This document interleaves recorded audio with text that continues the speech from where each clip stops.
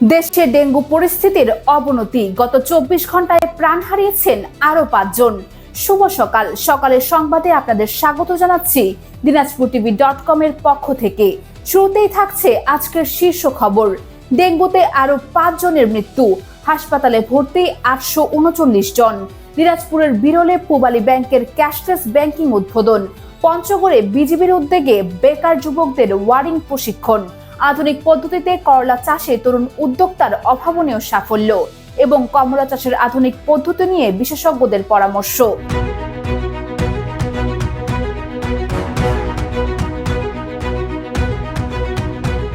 দিনের শুরুতে চলুন নজর দেওয়া যাক বিস্তারিত খবরে। সারা দেশে এডিস মশাবাহিত ডেঙ্গু রোগ জনমনে নতুন করে আতঙ্ক তৈরি করেছে। গত ২৪ ঘন্টায় ডেঙ্গুতে আক্রান্ত হয়ে আরো ৫ জন রোগীর মৃত্যু হয়েছে। একই সময় দেশের বিভিন্ন হাসপাতালে নতুন করে ভর্তি হয়েছেন ৮৩৯ জন। এ বিষয়ে বিস্তারিত থাকছে প্রতিবেদনে। স্বাস্থ্য অধিদপ্তরের হেলথ ইমার্জেন্সি অপারেশন সেন্টার থেকে জানানো হয়েছে, নতুন করে প্রাণ হারানো ৫ জন রোগীর মধ্যে ৪ জনই ঢাকা বিভাগের বিভিন্ন হাসপাতালে চিকিৎসাধীন ছিলেন এবং বাকি ১ জন ময়মনসিংহ বিভাগের বাসিন্দা। চলতি বছরের ১ জানুয়ারি থেকে ২৩ আগস্ট পর্যন্ত পরিসংখ্যানে দেখা যায় ডেঙ্গুতে আক্রান্ত হয়ে মোট ৮২ জনের প্রাণহানি ঘটেছে। এ সময়ে ডেঙ্গুতে আক্রান্ত হয়ে হাসপাতালে চিকিৎসা নিতে আসা মোট রোগীর সংখ্যা বেড়ে দাঁড়িয়েছে ২৮,৯৩৯ জনে। আক্রান্তদের মধ্যে উল্লেখযোগ্য সংখ্যক রোগী ইতোমধ্যে সুস্থ হয়ে বাড়ি ফিরে গেছেন এবং বর্তমানে দেশের বিভিন্ন হাসপাতালে প্রায় ১,৯৫১ জন ডেঙ্গু রোগী চিকিৎসাধীন রয়েছেন। স্বাস্থ্য বিশেষজ্ঞদের মতে, মশার উপদ্রব রোধে অবিলম্বে কার্যকর ব্যবস্থা গ্রহণ না করলে পরিস্থিতি আরও ভয়াবহ হতে পারে। সাধারণ মানুষকে ঘর বাড়ি ও আশপাশ পরিষ্কার রাখার পরামর্শ দেওয়া হয়েছে। দিনাজপুরের বিরলে আধুনিক ও ডিজিটাল ব্যাংকিং সেবাকে সাধারণ মানুষের দোরগোড়ায় পৌঁছে দিতে পূবালী ব্যাংকের উদ্যোগে ক্যাশলেস ব্যাংকিং কার্যক্রমের উদ্বোধন করা হয়েছে। এ উপলক্ষে স্থানীয় ব্যবসায়ী ও সাধারণ গ্রাহকদের নিয়ে র্যালি এবং মতবিনিময় সভার আয়োজন করা হয়। বিস্তারিত থাকছে ডেস্ক রিপোর্টে। স্থানীয় বকুলতলা চত্বরে আয়োজিত এই উদ্বোধনী অনুষ্ঠানে উপজেলার সর্বস্তরের মানুষ ও ব্যবসায়ী সমাজ স্বতঃস্ফূর্তভাবে অংশগ্রহণ করেন। ডিজিটাল আর্থিক লেনদেন আরও বেগবান করতে পূবালী ব্যাংকের পক্ষ থেকে নানা ধরনের সুবিধা তুলে ধরা হয়। অনুষ্ঠানে সভাপতিত্ব করেন পূবালী ব্যাংকের বিরল শাখার ব্যবস্থাপক মোহাম্মদ আশরাফুল জামান। তিনি বলেন, বর্তমান যুগে ক্যাশলেস বা নগদ টাকাবিহীন লেনদেন অত্যন্ত নিরাপদ এবং সময়োপযোগী একটি ব্যবস্থা। এই মনে করবেন যে স্মার্টফোনটাই কিন্তু একটা ব্যাংক। এতদিন আমরা কি দেখেছি যে যারা টাকা নিয়ে রাস্তাঘাট পারাপার হয়, রাস্তাঘাটে চলাচল করে, আমাদের ছিনতাইকারী, চুরি থাকে না, সম্ভাবনা থাকে না।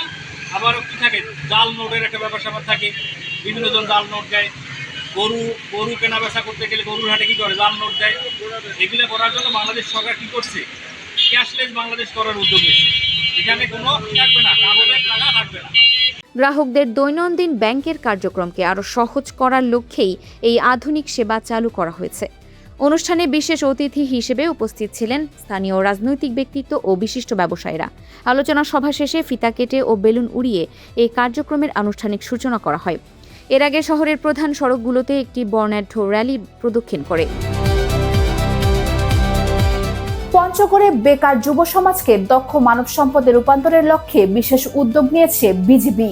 জেলার তেতুলিয়া উপজেলায় স্থানীয় যুবকদের আত্মকর্মসংস্থান সৃষ্টির জন্য ইলেকট্রনিক হাউস ওয়ার্ক প্রশিক্ষণ কর্মসূচি উদ্বোধন করা হয়েছে। সম্পূর্ণ প্রতিবেদন দেখুন আমাদের প্রতিবেদনে। সীমান্ত সুরক্ষার পাশাপাশি জনকল্যাণমূলক কর্মকাণ্ডের অংশ হিসেবে পঞ্চগড় ১৮ বিজিবি ব্যাটালিয়ন এই প্রশিক্ষণ কর্মসূচির আয়োজন করেছে। তেতুলিয়া উপজেলার ভজনপুর দ্বিমুখী উচ্চ বিদ্যালয় প্রাঙ্গণে এর আনুষ্ঠানিক সূচনা হয়। এই প্রশিক্ষণের মাধ্যমে এলাকার বেকার যুবকদের ইলেকট্রিক হাউস ওয়্যারিংয়ের উপর প্রয়োজনীয় তাত্ত্বিক ও ব্যবহারিক জ্ঞান প্রদান করা হবে, যা তাদের ভবিষ্যৎ কর্মসংস্থান অর্জনে সরাসরি সহায়তা করবে। মাদক ও চোরাচালানের মতো অপরাধ থেকে তরুণ সমাজকে দূরে রেখে দায়িত্বশীল নাগরিক হিসেবে গড়ে তোলাই এই উদ্যোগের অন্যতম প্রধান লক্ষ্য। উদ্বোধনী অনুষ্ঠানে প্রধান অতিথি হিসেবে উপস্থিত ছিলেন পঞ্চগড় ১৮ বিজিবি ব্যাটালিয়নের অধিনায়ক। বিজিবির এই সময়োপযোগী পদক্ষেপকে ব্যাপকভাবে সাধুবাদ জানিয়েছেন স্থানীয় সচেতন মহল। পঞ্চগড় 18 ব্যাটালিয়ন বিজিবির পক্ষ থেকে সিও স্যারের পক্ষ থেকে আমাদের একটি প্রশিক্ষণের ব্যবস্থা করা হয়েছে, যেটি হাউস ওয়্যারিংয়ের ইলেকট্রিক্যাল প্রশিক্ষণ, যার মাধ্যমে আমাদের কর্মসংস্থানের ব্যবস্থা হবে এবং বেকারত্ব দূর হবে।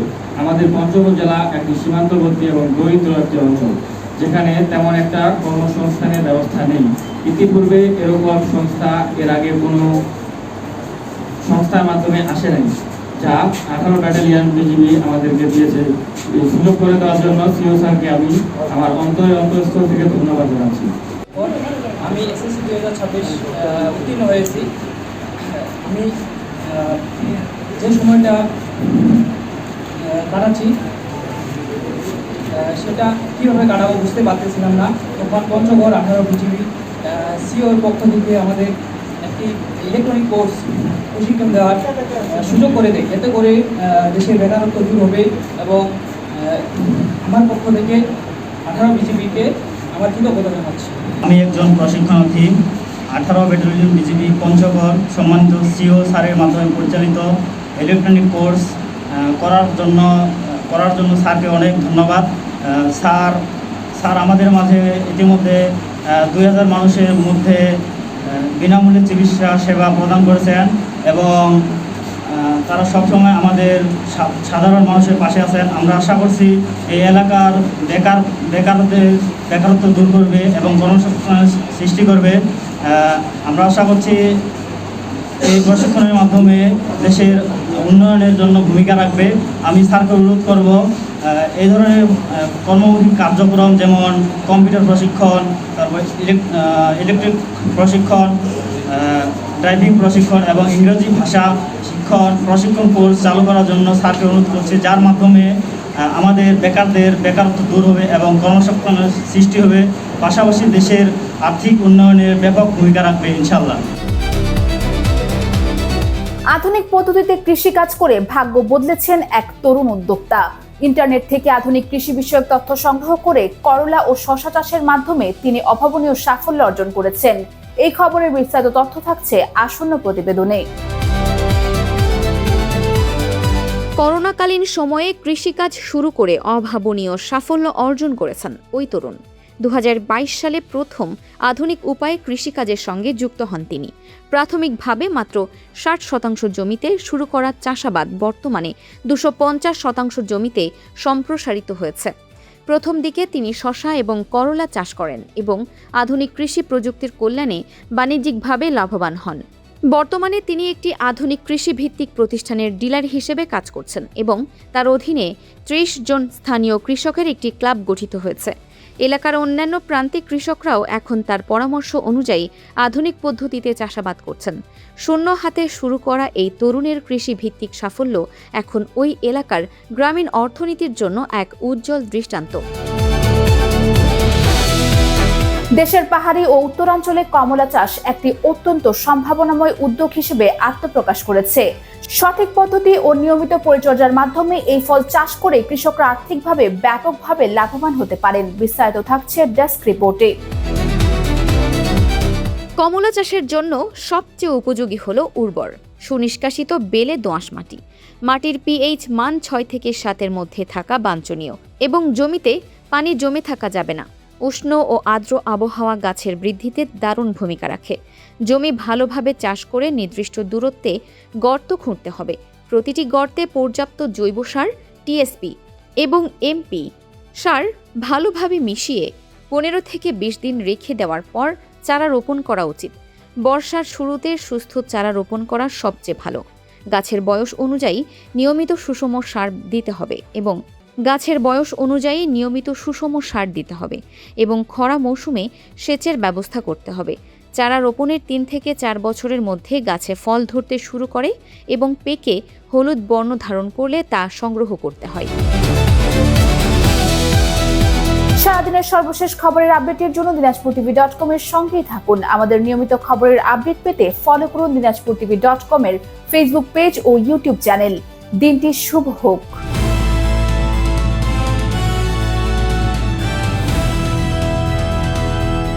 দিনাজপুর টিভি মানুষের জীবনের কথা বলে।